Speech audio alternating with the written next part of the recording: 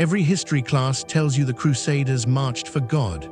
Every Hollywood film shows you the glory, the banners, the armor, the battle cries echoing off ancient walls. They never show you what it actually took. In 1096, Pope Urban II gave a single speech, and 60,000 people picked up everything they owned and started walking toward Jerusalem. 60,000, that's a moving city, a breathing, eating, arguing, dying city, crossing mountains, deserts, and enemy empires with no supply trucks, no modern medicine, and no guarantee a single soul would survive. We've heard about the faith that drove them. Nobody talks about the machine that had to move them. How do you feed 60,000 people every single day for 3 years in the medieval wilderness? How do you keep 5 rival armies from destroying each other before the enemy even gets a chance? How do you lay siege to the most fortified city on earth when you're already half dead? This isn't the Crusade story you think you know. This is the one that will leave you breathless. If you're new to this channel, welcome, soldier. We tell the stories history forgot, the ones that don't make the textbooks but should. If this kind of storytelling moves you, hit that subscribe button right now and march with us every single week. November 1095. A field outside Clermont, France. A pope climbs onto a platform and opens his mouth, and the medieval world is never the same again. Urban II didn't just give a speech, he lit a fire. He described Jerusalem in enemy hands, Christian pilgrims tortured on the road, holy shrines desecrated, the city of Christ bleeding under the boots of the Seljuk Turks.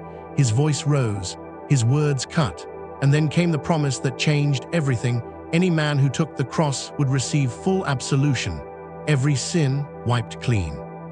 The crowd exploded. Deus Vult, God wills it. The roar swept across Europe like a shockwave. Within months, 60,000 souls, nobles, knights, peasants, priests, and paupers, were stitching red crosses onto their tunics and sharpening their blades. The machine had been switched on, but nobody had built it yet, and 60,000 mouths were already hungry. They were not an army, not really. Godfrey of Bohemond rode out of Lorraine with cold, disciplined steel. Bohemond of Taranto swept down from southern Italy, brilliant, ruthless, and hungry for more than just Jerusalem. Raymond IV of Toulouse, the oldest of the lords, marched with the quiet fury of a man who believed this was his destiny. Robert of Normandy and Hugh of Vermandois brought noble blood and proud banners, and egos to match. Behind the lords came everyone else: foot soldiers, archers, blacksmiths, surgeons, merchants, priests murmuring prayers over supply carts, and thousands of ordinary pilgrims, farmers, mothers, children who own nothing but a red cross stitched to their backs and a belief that God would feed them. Albert of Aachen chronicled what no one wanted to admit: 5 armies, 5 commanders, 5 agendas. And they were already arguing before they'd left Europe. Before a single sword was swung in anger, the crusade was already fighting its deadliest enemy, arithmetic. Every single day, this army needed 500 tons of food and water. Every day, each warhorse, and there were thousands, consumed 10 times what a man ate. A knight's armor and weapons alone weighed over 60 pounds.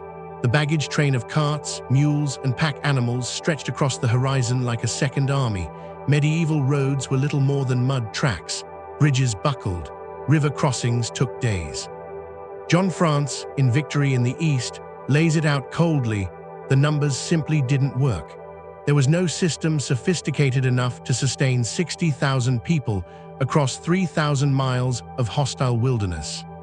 The quartermasters knew it. The foragers knew it. The supply masters stared at their ledgers and felt the cold sweat of a problem with no solution. And yet, on a grey morning in 1096, they marched anyway. They couldn't wait. Before the princes had even finished organizing their columns, 40,000 ordinary people were already moving. Farmers, servants, the desperate and the devout.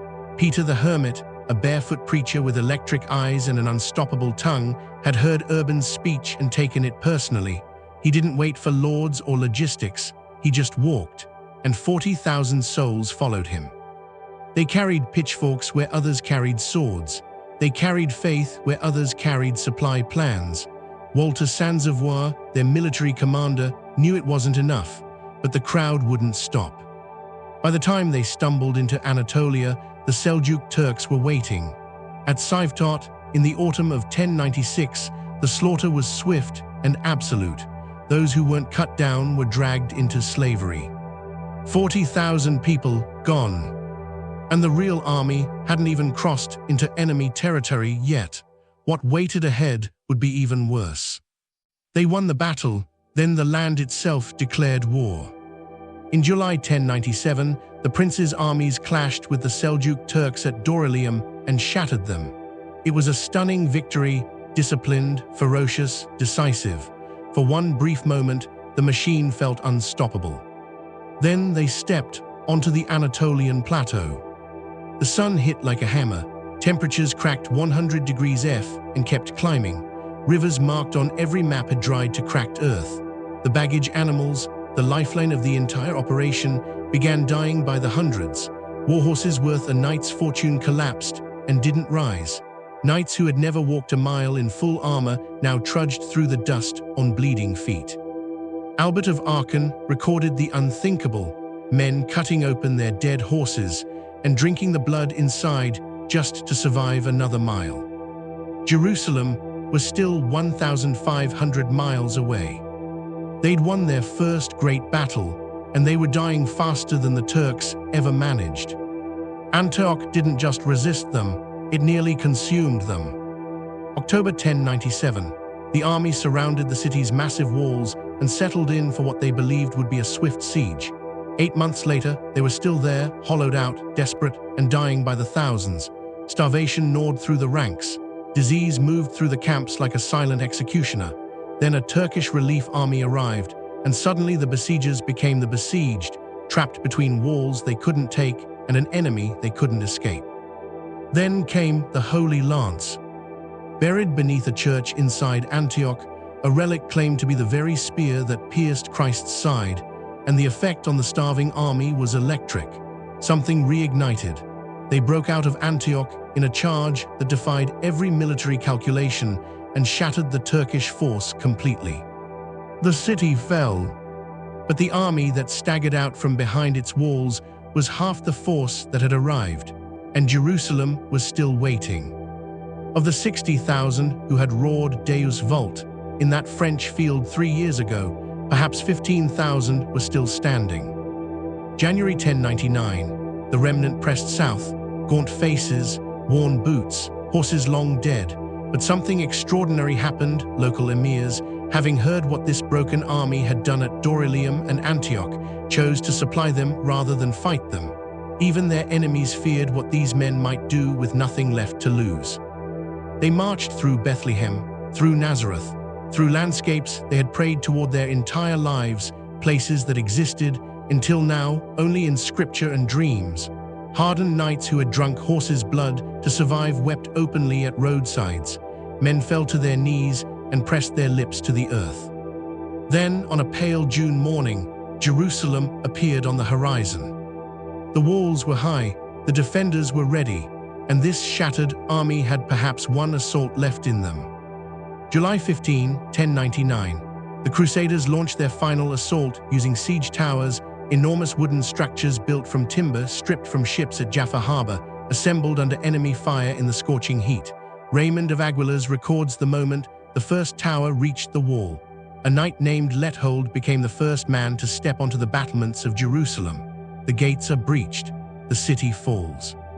The chronicler Fulcher of Chartres captures the moment not with triumph, but with something closer to stunned disbelief that they had actually done it. 3 years, 3,000 miles, and the walls of Jerusalem were finally broken open. Now step back from the blood, step back from the banners and the battle cries, and the walls of Jerusalem finally broken open. And count the dead. Of the 60,000 who answered Urban's call in 1096, fewer than 14,000 lived to see Jerusalem fall. The rest never made it home. They died on the Anatolian plateau, delirious with thirst. They died outside Antioch's walls, hollow with starvation. They died of dysentery, of infected wounds, of despair. They died with Jerusalem still 1,000 miles away, whispering prayers into foreign soil. The logistics were improvised, the planning was imperfect, the cost was almost incomprehensible. And yet the achievement stands, the largest coordinated military movement in Western history, 3 continents crossed, the most fortified city on earth taken. The knight on the banner didn't win because of God alone. He won because 60,000 ordinary people solved an impossible problem, one desperate, brutal, magnificent mile at a time. You've marched the full road from Clermont to Jerusalem. If this story moved you, hit that like button, subscribe so you never miss a chapter of history worth telling, and drop a comment telling us where in the world you're watching from. And if you think the First Crusade was extraordinary, wait until you see what came next. The next video is already waiting for you. See you on the road.